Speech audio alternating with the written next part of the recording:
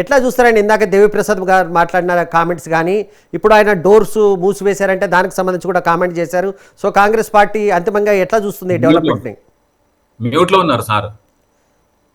మనోహతరా గారు మ్యూట్ లో ఉన్నారు.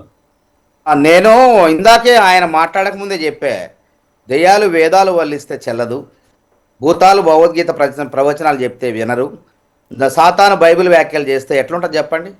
చాలా విచిత్రంగా కానీ చాలా జుగుప్సాకరంగా ఉంటుంది. కాబట్టి ఇలా నీతులు మాట్లాడుతున్నాను. అదే అంటున్న పార్టీ ఫిరాయింపుల చట్టం, స్పీకర్ విచక్షణ అధికారం, దాన్ని సుప్రీంకోర్టు కూడా ఏం చేయలేదు వాస్తవంగా. నిన్న కలకత్తాలో ఏదో తీర్పు వచ్చిందని, అక్కడ ఏం తీర్పు వచ్చిందో కానీ ఇక్కడ పత్రికల్లో మాత్రం ఇంకేం హైకోర్టే వేటు వేసిందని చెప్పి అభ్యర్థిని ఆయన అనర్హుడు అని చెప్పి ప్రకటించిందని చెప్పారు. కానీ 10వ షెడ్యూల్లో దీన్ని చేర్చారు. కోర్టులు కూడా రాజ్యాంగ పరిధి దాటి రాజ్యాంగంలో ఏముందో దాన్ని అనుసరించే తీర్పులు ఇవ్వాలి. అంతేగాని ఇలా గవాయి గారు నిన్న తీర్పు చెప్పారు, గవర్నర్లు, రాష్ట్రపతి, తర్వాత ఏదే రాజ్యాంగబద్ధమైన పదవుల్లో ఉంటారో వాళ్లకు మనం హెచ్చరికలు చేయటం కాదు, సమీక్ష చేయమనేటువంటి సూచనలు మాత్రమే చేయాలి అని చెప్పి జోక్యం చేసుకోవద్దు, మితిమీరిన జోక్యం చేసుకోవడం తగదు రాజ్యాంగబద్ధమైన పదవుల్లో ఉన్న వాళ్ళని అడిగారు. దానికి ద్రౌపది ముర్ము గారి 143 నిబంధన కింద ఏంది మీరు మమ్మల్ని ప్రశ్నించడం ఏంది, అసలు మా అధికారాలు ఏందని రాస్తే వచ్చినటువంటి జడ్జిమెంట్ ఇది. కాబట్టి ఇదేదో అయిపోయింది అనుకోవడం పొరపాటు. కానీ నేను ఒక్కటే అంటున్నా, ఆ చట్టం తీసుకొచ్చింది కాంగ్రెస్ పార్టీ 52వ రాజ్యాంగ సవరణ ద్వారా. 1985లో రాజీవ్ గాంధీ గారు ఆయారాం గయారాం సంస్కృతి పోవాలని తీసుకొచ్చినాం. తర్వాత దాని అమల్లో కొన్ని లోపాలు ఉన్నాయి. చట్టంలో లొసుగులు ఆధారం చేసుకొని గతంలో బీఆర్ఎస్ పార్టీ కాంగ్రెస్ పార్టీని లేకుండా చేయాలని చూసింది. కానీ ఈరోజు మేము అట్లాంటి రేవంత్ రెడ్డి గారు చూడండి, ఎక్కడ మీటింగ్ పెట్టినా ఫామ్ హౌస్లో పడుకోకండి, కేసీఆర్ గారు రండి, సూచనలు ఇవ్వండి, ప్రశ్నించండి, నిలదీయండి. నిజంగానే మేము తలుపులు బార్లా తీసినట్లయితే కాళేశ్వరం నిధులు అవసరం లేదండి. నేను చెప్పిన కదా ఇందాక, బీఆర్ఎస్ పార్టీలో కుంపటి ఉన్నది, మూడు ముక్కలు అయిపోయింది. కవిత గారే బహిరంగంగా వచ్చి బయటకు వచ్చి సస్పెన్షన్ గురయ్యారు, బహిరంగంగానే విమర్శలు చేస్తున్నారు. ఇక ఈ పార్టీ బతకదు, ఈ పార్టీ మునిగిపోయేది పడవ. కాబట్టి మునిగిపోయే పడవలో ఎవరు ఉంటారండి? ఎమ్మటే దూకేస్తారు. కాబట్టి అంటున్నాను, 10 మందే ఉన్నారు ఇప్పుడు అంటున్నారు, ఇంకో 15 మంది తలుపులు తెరిస్తే బార్లా వస్తారు. కానీ తెరవలే మేము. రాహుల్ గాంధీ గారు సంవిధాన్ బచావు అని చెప్పి రాజ్యాంగాన్ని పట్టుకొని తిరుగుతున్నారు. అదేవిధంగా రేవంత్ రెడ్డి గారు కూడా ఆ యొక్క రాహుల్ గాంధీ గారి యొక్క సంవిధాన్ బచావో నినాదాన్ని మేము వారు వ్యాప్తి చేస్తున్నారు రేవంత్ రెడ్డి గారు. కాబట్టి ఇలాంటి ఈ పాటకల్లా అయిపోయేదండి. ఇంత ఎందుకు? మమ్మల్ని అంతే చేశారు కదా. ఆ రోజు కోర్టులు స్పందించలేదు, మేము వెళ్తే హైకోర్టులు స్పందించలేదు, సుప్రీంకోర్టు స్పందించలేదు. స్పీకర్ మసూదనాచారి అయితే మేము వెళ్ళి కలిస్తే అపాయింట్మెంట్ కూడా ఇవ్వలేదు. అంతకుముందు శ్రీనివాసరెడ్డి గారు కూడా ఇవ్వలేదు. మా పార్టీలో గెలిచిన సబితా ఇంద్రెడ్డి గారికి మంత్రి పదవి ఇచ్చారు. వాళ్ళండి మాట్లాడేది, నవ్వుతారండి. అందుకే నేనేమంటున్నా, ఇది గుర్తుపెట్టుకోండి, కర్మ సిద్ధాంతం ఉంటుంది. కాబట్టి మనకు పూర్వీకులు ఎప్పుడో చెప్పారు, మనం సత్కర్మ బీచ సత్ఫలితం, దుష్కర్మ ఏవ దుష్ఫలితం. అదేవిధంగా ఈ చోట కర్మ ఈ చోటే, ఈనాటి కర్మ మరునాడే అనుభవించి తీరాలంతే. వాళ్ళు చేసిన దుష్కర్మలను వాళ్ళు వెంటాడుతున్నాయి, మేం చేసింది కాదు. వాళ్ళ ఎమ్మెల్యేలే వాళ్ళు తిరుగుబాటు చేశారు. ఎందుకు సస్పెండ్ చేయట్లేదు వాళ్ళని? కవిత గారిని సస్పెన్షన్ చేసినట్టు చేయమనండి వాళ్ళని. చేయట్లేదు, ఎందుకు చేయట్లేదు? చేస్తే వాళ్ళకి స్వేచ్ఛ వస్తుంది. మనోహతరా గారు ఒక్క అంశాన్ని కూడా, ఎందుకంటే ఒక కొత్త అంశం కూడా తెరపైకి వచ్చింది. జూబ్లీ హిల్స్లో గెలిచిన ఊపుతో కాంగ్రెస్ పార్టీకి సంబంధించిన ముఖ్యంగా ముఖ్యమంత్రి రేవంత్ రెడ్డి తన బంధువులకు వాళ్లకు దానికి సంబంధించి పారిశ్రామిక వాడలకు సంబంధించిన 9,000 ఎకరాలకు సంబంధించిన భూములను దారాదత్తం చేస్తున్నారు. దాదాపు 5 లక్షల కోట్ల కుంభకోణం జరిగిందని కాసేపటి క్రితమే కేటీఆర్ మీడియా సమావేశం నిర్వహించి కాంగ్రెస్ పార్టీని గెలిపిస్తే ఈ రకంగా ఉంటుందని కామెంట్ చేశారు. ఇప్పుడు కేటీఆర్ దోసుకోవటం అలవాటు వాళ్ళకి. ఇలా చెట్టు పుట్ట 10 ఏళ్ల కాలంలో ప్రకృతి సంపద మొత్తం కూడా పీల్చి పిప్పి చేసి పిండి చేసి ఒడిసిపట్టి వాళ్ళ పార్టీ ఖాతాల్లో వేసుకున్నారు.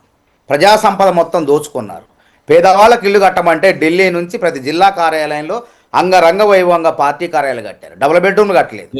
కాబట్టి వాళ్ళకి అలవాటు అయిపోయింది. అదే వాళ్ళకి అలవాటుపోయింది దోచుకోవడం. ప్రకృతి సంపదను కానీ మొత్తం ఇలా హైడ్రా ఏ విధంగా పేరుకుపోయిన చెత్తను మొత్తాన్ని అక్రమాలను ఏ విధంగా బయటేస్తుంది, ప్రజల నుంచి ఎట్లా స్పందన వస్తుంది చూడండి. ఆ రియల్ ఎస్టేట్ వాళ్ళే బిల్డర్లు, వాళ్ళే నాయకులు, వాళ్ళే అక్రమదారులు. చేసిన తప్పంతా చేసి ఆ తప్పును రేపు అరెస్ట్ అవుతారు కాబట్టి గవర్నర్ గారు అనుమతి ఇచ్చారు. అదేవిధంగా డిఓపిటి నుంచి ఢిల్లీ నుంచి అరవింద్ కుమార్ ఐఏఎస్ కాబట్టి ఆయన అరెస్టు కనుక అనుమతి వచ్చినట్లయితే తప్పకుండా జైలుకు పోవాల్సి వస్తుంది. కాబట్టి ఇప్పుడు ప్రెస్ మీట్ పెట్టాల్సిన అవసరం ఏముంది? ఇది కక్షపూరితం కాదు. మేము కక్షపూరితంగా అయితే వచ్చిన మర్నాడు 2వ నెలలో 3 నెలల్లో అసలు వచ్చిన విచారణ సంస్థ ద్వారానే లోపలే జైల్లో పెట్టే పరిస్థితి వచ్చేది. కానీ అవసరం లేదు, ఇది జాతీయ పార్టీ, దీనికి ఒక పద్ధతి ఉంటుంది. 9,000 కోట్ల ఎకరాలు దోచిపెడితే చెప్పమనండి. ఎట్లా ఉత్తమ మాటలు కాదు. ఇవాళ లేనిపోని అబద్ధాలు సృష్టించి జూబ్లీ హిల్స్ ఎన్నికల్లో విష ప్రచారం చేశారు, ప్రజలు ఎవరు నమ్మలేదు. 9,000 ఎకరాలు ఎక్కడ ఎట్లా ఇచ్చారో ఎవరికి ఇచ్చారో చెప్పమనండి. అవన్నీ ఉత్తమ మాటలు. కాంగ్రెస్ పార్టీ మీద బద్నాం చేయటం కోసం తాను అవినీతి చేసింది కాబట్టి దొంగే దొంగ అంటనమాట. దొంగే దొంగ అన్నట్టుంది కేటీఆర్ కథ మొత్తం కూడా. ఎన్ని వేల ఎకరాలు ఎక్కడి నుంచి వచ్చినాయండి ఫామ్ హౌస్లు వాళ్ళకి? ఇలా 30-40 ఏళ్ళు ఎమ్మెల్యేగా ఉన్నా కానీ హైదరాబాద్లో ఇల్లు కట్టుకోలేకపోయారు ఎమ్మెల్యేలు. అట్లాంటిది 10 ఏళ్లలో వాళ్ళు ప్రతి ఒక్కళ్ళకి ఫామ్ హౌస్, వందలాది కోట్ల ఆస్తు, వేలాది కోట్ల ఆస్తు పార్టీ ఖాతాలో ఏ విధంగా ప్రాంతీయ పార్టీ అది. మొన్న పుట్టిన ప్రాంతీయ 21-22 సంవత్సరాల పార్టీ అది. 150-139 సంవత్సరాలు చేరుతున్న కాంగ్రెస్ పార్టీ ఆస్తి 500 కోట్లు లేదండి, ఖాతాలో 500 కోట్లు లేవు. మరి బీజేపీలో 6,000 కోట్లు 7,000 కోట్లు ఎట్లా వచ్చినాయి? ఈ 1,500 కోట్లు ఖరీదైన పార్టీ ప్రాంతీయ పార్టీ బీఆర్ఎస్ ఎట్లా వచ్చినాయి దానికి? అందుకే మన ఫార్ములా 1 రేసులు ఏం చేశారు? ఒప్పందాలకు ముందే నిధులు బదలాయింపు చేశారు ఫౌండర్ రూపంలో. అంటే మీరు వాళ్ళ యొక్క పార్టీ ఖాతాలో వచ్చి డబ్బులు పడ్డాయి. బయటపడుతుంది. మీరు మిస్ వరల్డ్ నిర్వహించి ఎట్లయితే డెవలప్మెంట్ జరుగుతుందో ఈ కార్ రేసింగ్ వల్ల కూడా డెవలప్మెంట్ జరిగిందని బీఆర్ఎస్ అంటే మిస్ వరల్డ్ లో ఎక్కడ కూడా దుబారా కాలేదు, ప్రభుత్వ మొత్తం సొమ్ము అనుదానం చేయలేదు. చిన్న ఎడిషన్, మీరు ఎమ్మెల్యేలు మినిస్టర్లు అంటున్నారు, అదే సామాజిక వర్గానికి సంబంధించి హైకోర్టులో ఒక గవర్నమెంట్ ప్లీడరు తన కొడుకుకి లారెన్స్ అండ్ మాయోలో 5 లక్షల రూపాయల గోల్డ్ ఫ్రేమ్ కొనిపెట్టిండు. అదే ఒక లారెన్స్ అంటే గతంలో ఉంటే పర్వాలేదు, ఇంటి కిరాయి కూడా కట్టలేని ఒక గవర్నమెంట్ ప్లీడర్ తన కొడుకుకు 5 లక్షల రూపాయల వర్తున్న గోల్డ్ ఫ్రేమ్ కళ్ళ దాలిపించిండు. కవిత గారు 20 లక్షల వాచ్ పెట్టుకున్నారు, ఖలీఫా బుర్జ్ లో అపార్ట్మెంట్ కొనుక్కున్నారు అని ప్రత్యక్షంగా చూసినాం మనం కూడా. వాళ్ళ యొక్క ఫామ్ హౌస్లు, జన్వాడ ఫామ్ హౌస్ ఇవన్నీ మనం చూసినాం. కాబట్టి కేటీఆర్ భయంతోనే, అరెస్ట్ భయంతోనే ఈ విధంగా ఆరోపణలు చేస్తాం. ఇప్పుడే అంటున్నాం మేము, గ్రూప్ 1 పెడితే అందులో ఆరోపణలు. ఎవరు అక్రమ గ్రూప్ 1 ఉద్యోగం కొన్నది ఎవరు అంటే చెప్పరు. హాల్ టికెట్ నెంబర్ చెప్పండి అన్నాడు.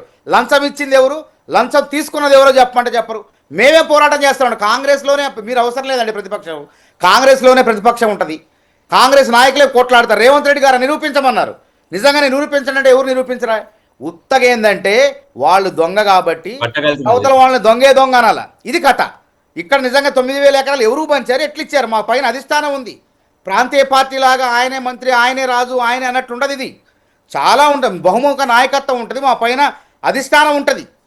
కాబట్టి రేవంత్ రెడ్డి గారు చక్కగా పరిపాలిస్తుంటే, అవినీతి రహితంగా పరిపాలిస్తుంటే కళ్ళు చూసి కళ్ళు గుట్టి కళ్ళు ఎర్రబడి ఈ విధంగా వ్యాఖ్యలు చేస్తాను. కాబట్టి జైలుకు పోతామనేటువంటి భయంతోనే ఈ విధమైనటువంటి వ్యాఖ్యానాలకు పాల్పడుతున్నారు, అసత్య ప్రచారాలు చేస్తున్నారు. సార్ మీరు 9.5 సంవత్సరాల నుంచి వచ్చిన ఆదాయం అంతా పోయింది కదా, 2 ఏళ్ల నుంచి ఆదాయం రావట్లేదు. బొక్క సంఖ్యల నుంచి తిరిగి ఖర్చు పెట్టాలంటే కడుపు మంట అంతే. అదే ఇప్పుడు వాళ్ళు పరిస్థితి ఏంటంటే పార్టీ ఖాతాలో తీయాలి. మన జూబ్లీస్ ఎన్నికల్లో ఇబ్బంది పడ్డారు కాబట్టి మాకు అది లేదు, మా సంక్షేమ పథకాలే మాకు శ్రీరామ రక్ష. అది గుర్తుపెట్టుకోండి. నేను మళ్ళీ చెప్తున్నా, ఇంటింటికి 10కి పైగా సంక్షేమ పథకాలు. ఇక పక్కా 10 ఏళ్ళు రేవంత్ కాంగ్రెస్ సర్కారు. ఇది గుర్తుపెట్టుకోండి. కేటీఆర్ ఎన్ని వేషాలు వేసినా, ఎంత విష ప్రచారం చేసినా తెలంగాణ ప్రజలు నమ్మే పరిస్థితి లేదు. ఎందుకంటే దొంగల మాటలు నమ్మరండి. వారు ఎన్ని నీతి వాక్యాలు చెప్పిన, నేను చెప్పిన కదా, దెయ్యాలు వేదాలు చెప్తే నమ్ముతారా? అసలు వింటారా ప్రజలు? భూతాలు భగవద్గీత ప్రవచనాలు చెప్తే వింటారా? సైతాను బైబిల్ వాక్యాలు చెప్తే, ఖురాను వ్యాఖ్యలు చెప్తే వింటారా? కాబట్టి కేటీఆర్ ఎన్ని మాట ఇవాళ వచ్చి ప్రెస్ మీట్ ఎందుకు, గవర్నర్ గారు అనుమతి ఇవ్వగానే ఇవాళ ప్రెస్ మీట్ పెట్టాల్సి వచ్చింది. నిన్నటి నుంచి కొడుతున్నారు కక్ష సాధింపు అని. నీ మీద అంటే రాజకీయాలు చేస్తే ఎంతైనా సంపాదించుకోవచ్చు, ప్రజలను లూటీ చేయొచ్చానే, అంటే ఏదైనా చేసుకోవచ్చానే? అట్లా కుదరదు. ఇది కాంగ్రెస్ ప్రభుత్వం, గుర్తుపెట్టుకోండి. బాధ్యతాయుతంగా జవాబుదారితంగా ఉండాలి. 10 ఏళ్ళు మీరు పరిపాలిస్తామని చెప్పి డబుల్ బెడ్రూమ్ ఇల్లు కడతానని చెప్పి ప్రధానంగా అధికారంలోకి వచ్చారు. ఎంతమందికి కట్టారు మీరు? 2,97,000 ఇల్లు కడతానని చెప్పి 1,00,000 ఇల్లు కూడా పూర్తి చేయలేకపోయారు. కానీ ఢిల్లీలో మీ పార్టీ కార్యాలయం, ప్రతి జిల్లాలో మీ పార్టీ కార్యాలయం, మళ్ళీ కోకాపేటలో 11 ఎకరాలు, ఈ విధంగా అవినీతికి పాల్పడ్డారు. ప్రజలు మిమ్మల్ని విశ్వసించట్లేదు. కాబట్టి మీరు ఎన్ని ఆరోపణలు చేసినా మీరే చెప్పండి, బయట పెట్టండి, ఎక్కడ చేశారు, ఎవరికి ఇచ్చారు?